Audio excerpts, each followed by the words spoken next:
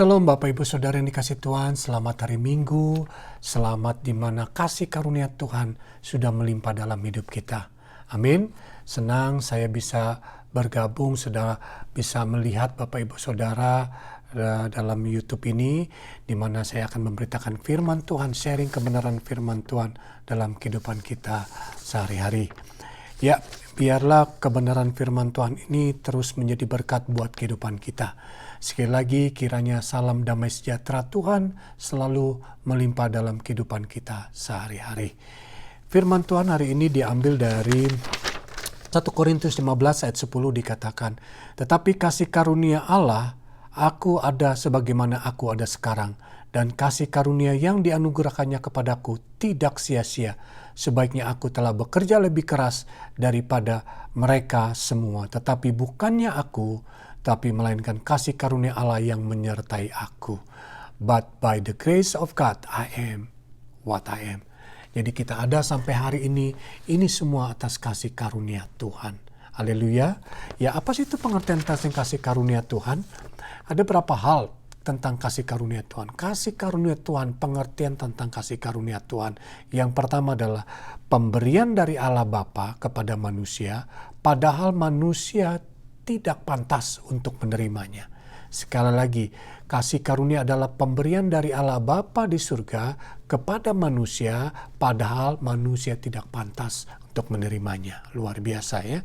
Yang berikut adalah pemberian dari Allah Bapa, pemberian dari Allah Bapa yang tidak memandang kelayakan dari si penerima. Wow, ya.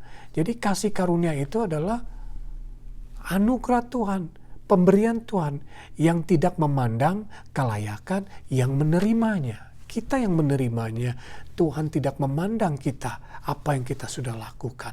Karena kita sudah ditebus, kita sudah dibayar mahal oleh darah Yesus Kristus, sehingga kita menjadi anak-anak Tuhan, ya, menjadi miliknya. Jadi kasih karunia Tuhan itu sendiri adalah pemberian Allah Bapa kepada anak-anaknya. Yang ketiga adalah pemberian dari Allah Bapa tanpa harus membayar atau memenuhi syarat. Yang ketiga adalah kasih karunia itu tidak pakai syarat. Pemberiannya adalah tanpa syarat, tanpa kita harus bayar kembali. Begitu juga kepada anak-anak kita. Pada saat kita memberikan sesuatu kepada anak-anak kita, kita tanpa syarat karena mereka adalah anak-anak kita. Kita tidak juga pernah membayarkan, harus bayar kembali karena kita adalah orang tuanya. Bayangkan kalau Bapa kita di surga kepada kita. Dia pun begitu juga karena dia Allah Bapa yang penuh belas kasihan, penuh kasih sayang dan penuh pengampunan buat kita anak-anaknya. Jadi sekali lagi Bapak Ibu Saudara, itulah kasih karunia yang Tuhan Yesus sudah berikan. Dalam firman Tuhan Roma 11 ayat 6 dikatakan, "Tetapi jika hal itu terjadi karena Allah, karena kasih karunia, maka bukan lagi karena perbuatan. Sebab jika tidak demikian, maka kasih karunia itu bukan lagi kasih karunia." Ditegaskan, kasih karunia itu bukan karena perbuatan kita. Roma 11 ayat 6. Kalau perbuatan berarti itu bukan kasih karunia lagi. It's only by works.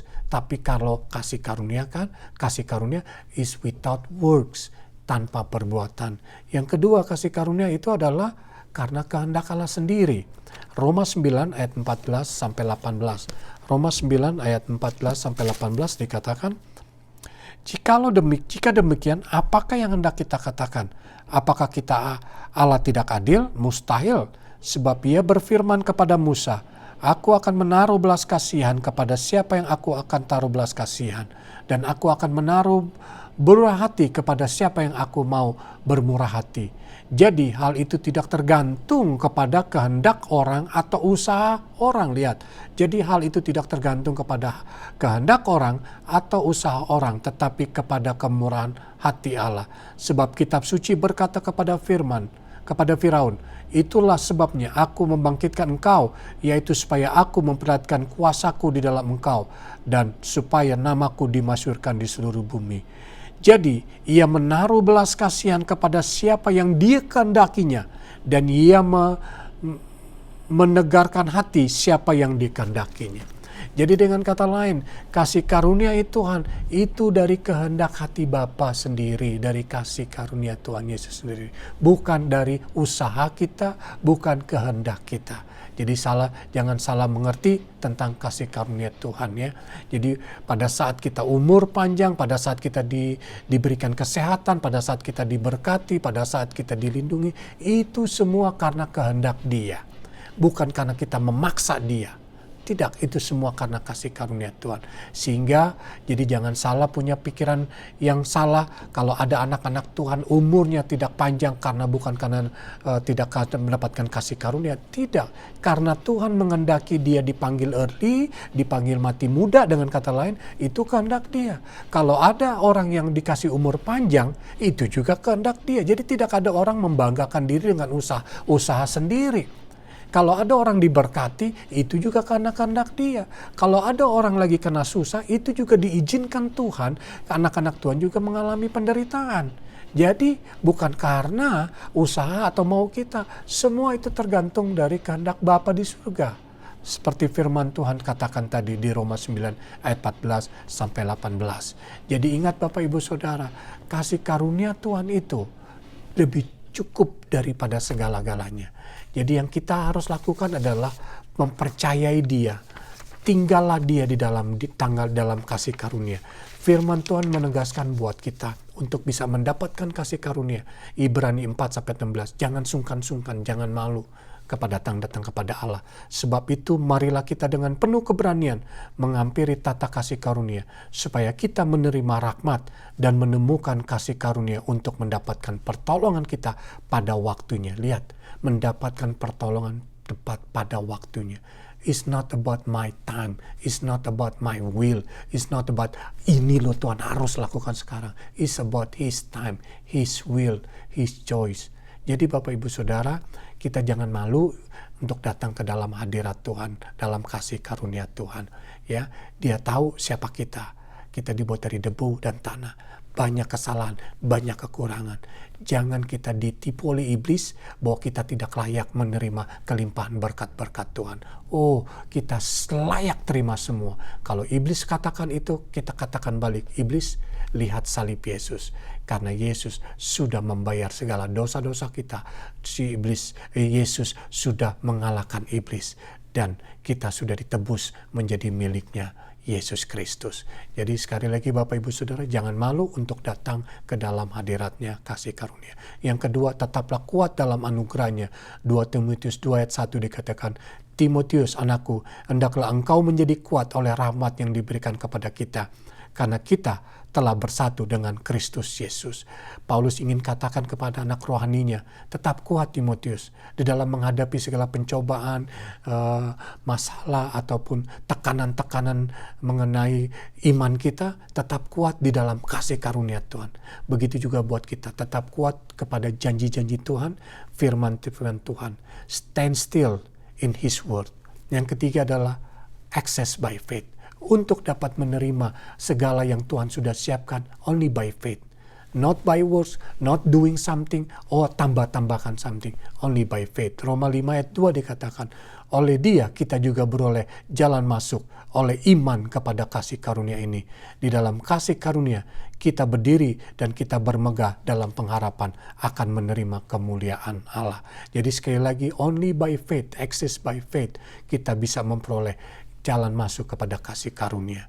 Yang terakhir adalah jangan pernah dicampur adukan antara grace dan doing or law. Galatia 5 ayat 4. Kamu lepas dari Kristus jikalau kamu mengharapkan kebenaran oleh hukum Taurat. Kamu hidup di luar kasih karunia Tuhan. Seringkali Bapak Ibu Saudara, termasuk saya, sebelum saya mengenal pengalaman tentang kasih karunia, kita selalu mix dengan cara-cara perbuatan-perbuatan untuk bisa mendapatkan atau gain favornya Tuhan, berkatnya Tuhan. Tuhan tidak mau, karena Tuhan sudah lakukan sempurna di atas kayu salib. Dia sudah lakukan dan berikan semua. Kalau kita melakukan dengan perbuatan kita sendiri, berarti kita menghina Tuhan kita. Karena Dia sudah mati, rela mati buat kita. Firman Tuhan mengatakan, jika kita melakukan itu, kita melakukan kematian Tuhan Yesus itu sia-sia. Buat apa Tuhan Yesus mati di kayu salib? Untuk memberikan yang terbaik buat kita. Kalau kita masih berusaha untuk mendapatkan berkat-berkat yang Tuhan Yesus berikan. Itu menghina dan mocking Tuhan. Jadi jangan dicampur adukan.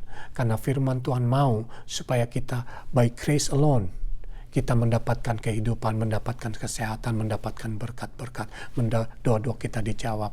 Jadi jangan confuse, jangan sampai kita misunderstanding, motif kita yang salah, sehingga kita tanpa sadar melakukan satu perbuatan, dikira kita bisa membantu Tuhan, dikira kita mendapatkan more powerful kalau kita lakukan sesuatu. Lalu kita gain power untuk mendapatkan kesehatan, atau mendapat kesembuhan, atau mendapatkan berkat. No, nothing else. Kita nggak bisa menambah-nambahkan. Keselamatan hanya percaya. Seringkali dulu kita pikir it's not enough by believing kita bisa masuk surga. We have to do good. Kita harus lakukan kebaikan, harus lakukan ini. Kita tambah-tambahkan sendiri doktrin kita. Akhirnya kita mix, campur adukan. Sedangkan Tuhan Yesus Kristus bilang, I already pay segala dosa-dosa kamu. Anakku, kata Bapak Yesus Kristus, sudah mati di atas salib untuk menebus kamu selagi kamu masih berdosa. Lihat. Jadi Tuhan Allah Bapa mau mencurahkan kebaikannya, hatinya kepada kita dengan melimpahkannya, hanya cuman percaya. Jangan dicampur adukan. Seringkali kita membingungkan tanpa sadar motivasi kita. Kita pikir kalau if I do this one, I gain something. If I do this one, more powerful, doa-doa kita dijawab. If I do this one, saya umur panjang, saya mendapatkan kesehatan. It's wrong. Ya, sekali lagi, kita pernah mendengar, ini satu kesaksian, kita dengar sebelum saya juga mengenal kasih karunia. Pak, kalau doa-doa kita mau dijawab, Bapak harus puasa. Lihat, puasa nggak salah, saya nggak against puasa. Tapi kita punya pengertian salah. Kita pikir the more kita puasa, the more Tuhan akan menjawab kita. Lebih cepat gitu loh. Lebih punya power. No, it's wrong. Perjanjian lama berdasarkan perbuatan kita. Ya, itu perjanjian lama. Berdasarkan apa yang kita lakukan. Tapi dalam perjanjian baru, it's about the gift yang dari Bapa di surga. Betul? Seringkali kita mendengar itu. Atau juga kita pernah mendengar, karena kamu tidak memberikan perpuluhan. Kalau kamu memberikan perpuluhan, Tuhan akan balaskan 2 kali lipat. Seolah-olah kita mempiutangi Tuhan. No. Seperti tadi di Roma 9 dikatakan, Allah ingin berbuat baik, itu karena keinginan sendiri, kehendaknya sendiri. His will. Kita diberkati karena His will. Karena kehendaknya, karunianya. Jadi bukan karena perpuluhan kita diberkati. Saya not against perpuluhan. Perpuluhan dengan motivasi yang benar itu bagus. Tapi kalau kita melakukan itu dengan motivasi yang salah, kita akan jadi combine. Kita pikir dengan menambahkan perpuluhan, melakukan perpuluhan, kita pikir kita lebih cepat kaya, kita lebih cepat diberkati. Wrong. Begitu juga kita dengar, kalau ada orang sakit kasih perjamuan kudus. Supaya apa? Supaya lebih cepat sembuh? Tidak. Nothing gain. Tidak ada satu usaha untuk mempercepat atau menambahkan kuasa jika kamu lakukan itu. Tidak. Itu semua sudah dilakukan. It's finished only by Jesus. Tugas kita by grace. Oleh karena itu, Tuhan ingatkan supaya jangan kita melakukan seperti itu. Lama-lama kita akan mendengar orang bilang gini, karena saya doa puasa, karena saya melakukan perjamuan kudus, karena saya lakukan perpuluhan, saya diberkati, saya sehat walafiat, umur panjang, saya tidak ada penyakit. Lihat, doa-doa saya dijawab karena apa? Doa-doa karena puasa saya.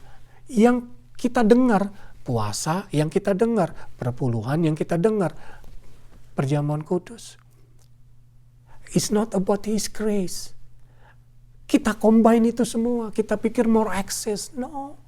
Nothing. Kita sudah tahu pengertian sebenarnya tentang kasih karunia. Jadi yuk kita motivasi kita hanya tertuju kepada Tuhan. Terima kasih Bapa di surga untuk kebaikan, untuk kemurahan. Di mana Tuhan sudah siapkan segala berkat-berkat rohani. Kesehatan buat saya Tuhan sudah berikan. Thank you Jesus. Kalau Tuhan memberikan penyakit, diizinkan penyakit datang kepada saya, I just thank you. Just by His grace, Dia izinkan sesuatu terjadi dalam hidup kita. Ingat, tidak ada satu kejadian di dalam kehidupan anak-anak Tuhan di luar dari kasih karunia Tuhan. Dengan kata lain, tidak seizin Tuhan, harus seizin Tuhan. Tuhan izinkan terjadi kesehatan, kesakitan. Tuhan izinkan terjadi mungkin kita kekurangan keuangan. Tuhan izinkan itu semua. Jadi bukan karena kita lakukan ini itu, the more gain kita dapat. No. Jadi sekali lagi, pandang Yesus Kristus. Kita lakukan itu semua karena semua sudah diberikan. Jadi lakukanlah yang benar. Puasa, perpuluhan, perjamuan kudus, dengan motivasi yang benar. Kalau tidak Bapak Ibu Saudara, lama-lama kita membuat ini menjadi religion, keagamaan, keharusan. Lama-lama menjadi doktrin kita sendiri, bukan dari kebenaran firman Tuhan. Sekali lagi, Tuhan bisa pakai segala macam cara untuk memberkati kita, menyembuhkan kita, menyelamatkan kita. Only by His grace. By faith alone, we receive segala kelimpahan. Terima kasih, kiranya Tuhan memberkati kita semua. Haleluya, amin.